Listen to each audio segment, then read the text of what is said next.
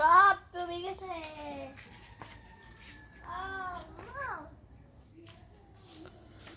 অন্য প্রায় 2004 সালে এরকম বন্যার পরিস্থিতি তৈরি হয়েছে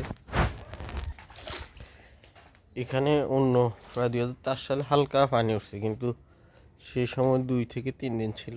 কিন্তু বর্তমানে এমন ভয়াবহ পরিস্থিতি যা 1 সপ্তাহের অধিক সময় ধরে, এই যে পুরা বাড়ির আশেপাশে, পুরা বাড়ির চারিদিকে পানি উঠে গেছে।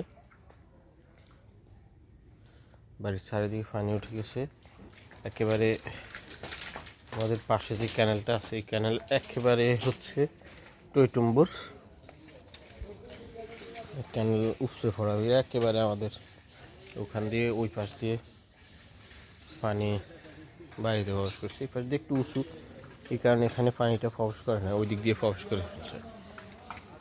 যাই হোক, দীর্ঘ 1 সপ্তাহের অধিক সময় ধরে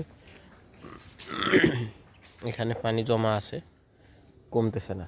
আর ক্যানেলে কোনো পানির স্রোত নেই, পানিগুলো নেমে যাবে তারও কোনো সম্ভাবনা এখনো দেখা যাচ্ছে না। এই যে চারিদিকে পানি, তো এইখানের পানি অন্য 2004 সালের পর থেকে কখনো এরকম পানি উঠেনি। তো সেই হিসাবে 17 সালে অত বন্যা হয়েছে। কিন্তু সেই হিসাবে এই বছর অনেক বেশি পানি। এই বিষয়টা আজ করে বোঝা যায় ফেনীর অবস্থা কীরকম।